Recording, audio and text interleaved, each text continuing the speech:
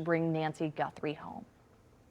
Well, now to new developments in the battle over the Gordie Howe International Bridge. This is a story that can have real consequences for both sides of the border. A New York Times article is shedding light on a closed-door meeting between the owner of the Ambassador Bridge and the U.S. Commerce Secretary. The Times is reporting that the meeting came just hours before President Donald Trump threatened to block the opening of the Gordie Howe International Bridge. Now, President Trump says he will withhold border staffing until Canada hands over 50% stake in the Gordie Howe project that's already jointly owned by Michigan and Canada.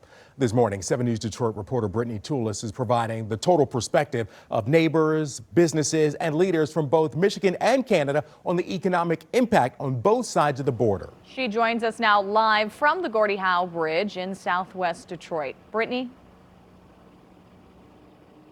Allie Keenan, Canadian Prime Minister Mark Carney gave some insight Tuesday into talks he had with President Donald Trump following Trump's Monday social media post. The Prime Minister calling it an overall positive conversation, but people living on both sides of this border wanting to use the Gordie Howe International Bridge for fun or commerce are still hoping they get the chance to.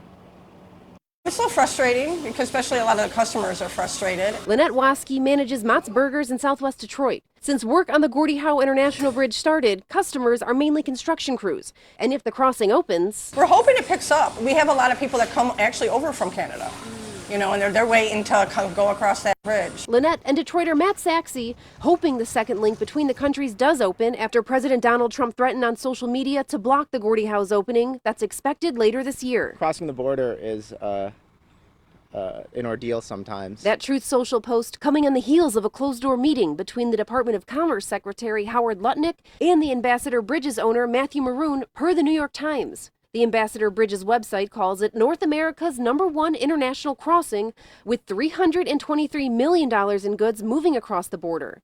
The Gordie Howe's 6 lanes will relieve some of that traffic, the Maroon family taking legal action several times to stop the Gordie Howe from going up. It's the largest and maybe only privately owned international bridge. Canadians weighing in on Trump's Truth Social post. I'd rather not deal with America. I don't know. It's all about business. It's all about money. I think it's just, I don't know, it's like a temper tantrum. I don't think he can stop it. He changes the game plan every day. Canada funded will operate and maintain the Gordie Howe. It's jointly owned by Canada and Michigan, but the Trump administration demands owning at least half. Yeah. It's just insane when I read that post. The bridge was built with organized labor, union labor on both sides of the bridge, and is a really important part of our economy, the largest crossing in North America.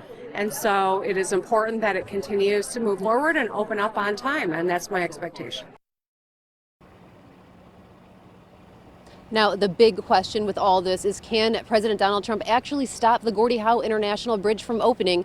A legal expert tells 7 News Detroit that in theory, he can, and it's by initiating a rescinding process. That expert saying the president can do so because they're both the head of the State Department and the Coast Guard, but that expert also saying it's an unlikely move. It has big implications for this area. Keenan and Allie, and we will be following this very closely. For now, live in southwest Detroit, I'm Brittany Toulis for 7 News Detroit this morning. Yeah, huge implications for Southwest Detroit that had to suffer through all of that construction, all of Metro Detroit and the entire state of Michigan. We will be watching.